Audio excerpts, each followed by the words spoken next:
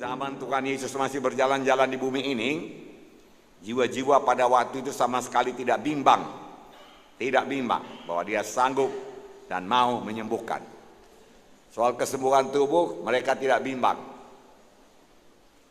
Kalau Tuhan Yesus datang ke suatu daerah dan jiwa-jiwa di sana mendengar kedatangan Tuhan Yesus, mereka segera membawa semua orang yang sakit dan meletakkannya di bawah kaki Yesus, dan Yesus menyembuhkan semuanya. Mereka tidak bimbang, saudaraku, akan kesembuhan tubuh. Apakah Yesus sanggup menyembuhkan dia, mau menyembuhkan dia? Tidak bimbang.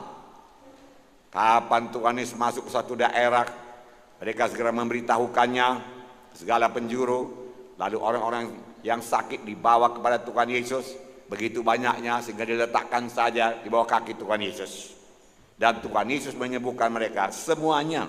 Pada waktu Tuhan Yesus berkata kepada seorang lumpuh, "Hai anakku, dosamu sudah diampuni, dosamu sudah diampuni." Maka orang-orang bimbang apakah Yesus dapat mengampuni dosa. Tetapi kalau mengenai kesembuhan tubuh, mereka tidak bimbang. Pasti sembuh. Datang saja pada Yesus. Tidak pernah ditolak Tuhan Yesus yang datang padanya.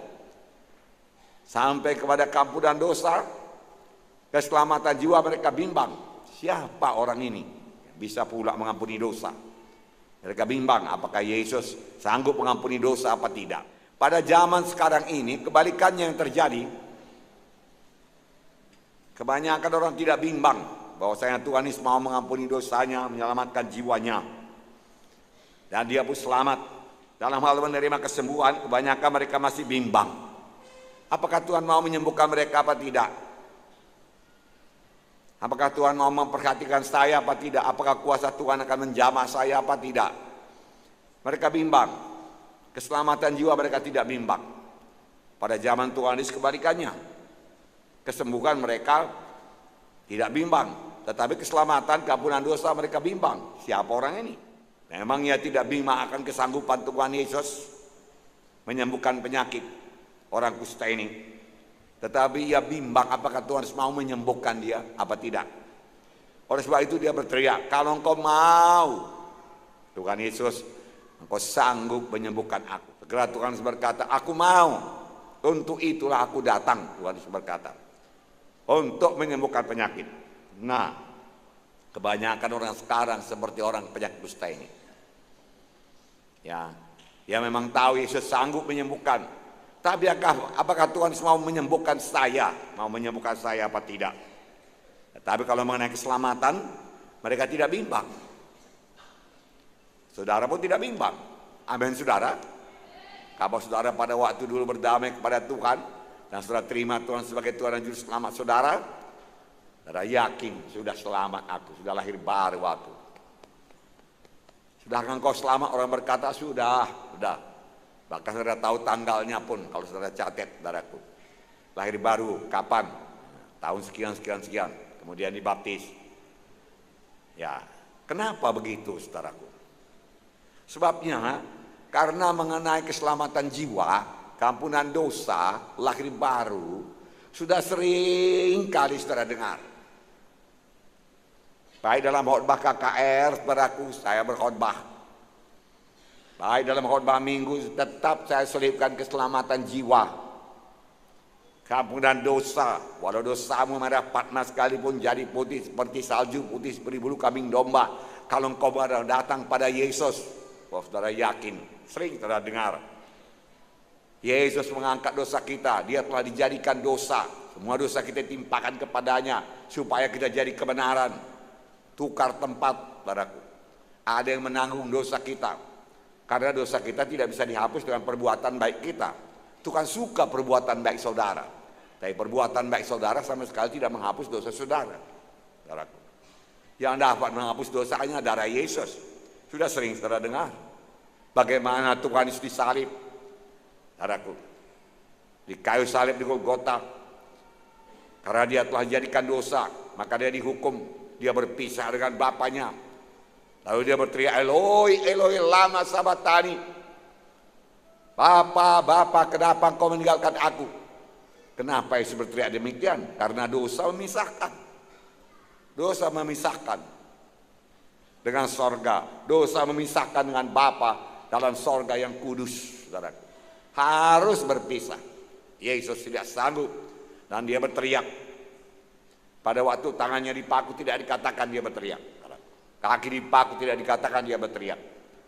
Kepala diberi mahkota duri tidak dikatakan dia berteriak. Tapi yang menghancurkan hati Yesus oleh perpisahan dengan Bapaknya, di mana dari awal zaman sampai nanti akhir zaman dia tidak akan berpisah dengan Bapaknya. Tidakkah engkau tahu Petrus, aku dan Bapa itu satu adanya, dia katakan, satu adanya. Tetapi karena dosa manusia dipikul oleh Tuhan Yesus semuanya, dosa itu memisahkan. Itu sebabnya kita perlu lepas dari dosa, bebas dari dosa. Amin. Kalau kita tidak lepas, tidak bebas dari dosa, maka nanti kepada kita pun akan terjadi juga perpisahan dengan sorga. Darah nggak sanggup masuk sorga yang kudus. Perpisahan dengan Yesus. Sampai Tuhan di kayu salib berkata, sudah genap dikatakan, lalu dia menghembuskan napasnya terakhir, dia pun mati di kayu salib. Sudah selesai. Selesai semua ditanggung Tuhan Yesus dosa saudara. Dibayar Tuhan Yesus dengan darahnya dosa saudara. Saudara tidak perlu membayarnya lagi, menanggungnya lagi. Saudara hanya perlu percaya kepada Tuhan Yesus dan menerima dia sebagai Tuhan dan Juru Selamat saudara. Saudaraku yang kasih dalam nama, itulah berita keselamatan saudaraku yang sudah sering saudara dengar. Genap ditanggung Tuhan Yesus. Bahkan saudaraku, saudara tahu sebelum dia disalib, dia dicabut dulu berbilur-bilur, luka-luka semua tubuhnya. Dan firman Tuhan berkata, oleh bilur-bilur Yesus, kamu sudah sembuh. Saya sudah sembuh oleh bilur-bilur Yesus. Amin. Ya, percaya terus saudaraku. Tidak bimbang saudaraku. Itulah yang mau saya kabarkan pada hari ini saudaraku. Sama seperti keselamatan saudara tidak bimbang, kesembuhan tubuh pun saudara tidak bimbang. Amin saudara. Yesus betul-betul mau menyembuhkan saudaraku, semua orang yang sakit saudaraku. Perasaan manusia ini berubah-ubah saudaraku, berubah-ubah. Tapi memang kerap kali Tuhan memberikan sedikit rasa kesembuhan, puji Tuhan. Pupuklah itu terus saudaraku dengan iman yang teguh saudara. Supaya genap dalam hidup saudara. Pertama, Tuhan Yesus mau menyembuhkan semua orang. Semua jiwa-jiwa yang datang padanya.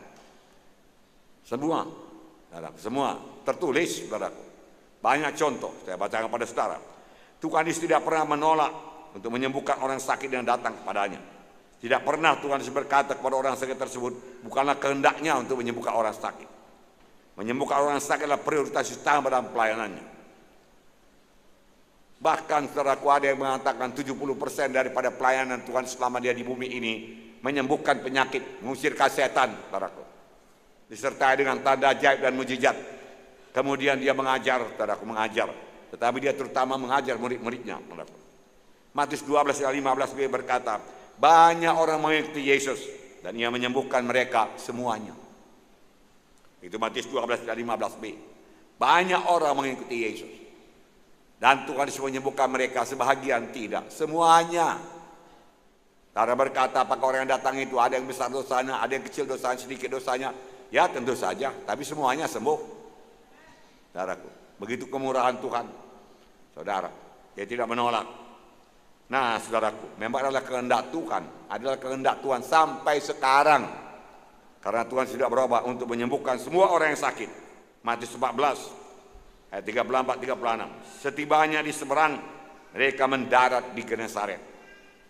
Ketika Yesus dikenal orang-orang di tempat itu, mereka memberitahukan ke seluruh daerah itu. Maka semua orang yang sakit dibawa kepadanya. Begitu percayanya mereka Yesus menyembuhkan penyakit, sehingga waktu Yesus sampai di Genesaret, mereka kenal itu Yesus. Mereka menyebar, mengundang semua orang yang sakit di seluruh daerah itu, lalu membawanya kepada Yesus.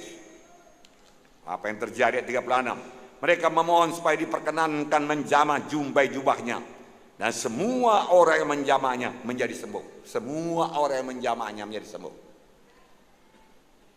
Tidak ada yang tidak sembuh, saudara. Begitu murahnya Tuhan Yesus mengenai kesembuhan. Karena dia tahu dia akan berbilur-bilur menyembuhkan penyakit. Jadi bukan dosa saja yang ditanggung Tuhan Yesus, penyakit pun sudah ditanggung Tuhan Yesus. Di akhir zaman ini penyakit bertambah-tambah. Karena itu pekerjaan setan, saudara. Nah, saudaraku, hanya menjamah jumbai jubahnya saja, saudaraku. Sebab dari rumah dia sudah percaya. Dia datang ke situ, aku datang untuk disembuhkan. Aku datang, mujizat akan terjadi. Aku pasti sembuh, Yesus pasti menyembuhkan aku, dia tidak akan menolak aku. Asal aku kontak dengan dia saja, aku pasti sembuh. Begitu banyak orang, sehingga Tuhan hanya berjalan saja. Dijamahnya, jumbai jubahnya, dan dia sembuh. Semua orang yang menjamahnya sembuh. Lukas 4:40. Ketika matahari terbenam, semua orang membawa kepadanya orang-orang sakitnya yang menderita bermacam-macam penyakit. Ia pun meletakkan tangannya atas mereka masing-masing dan menyembuhkan mereka.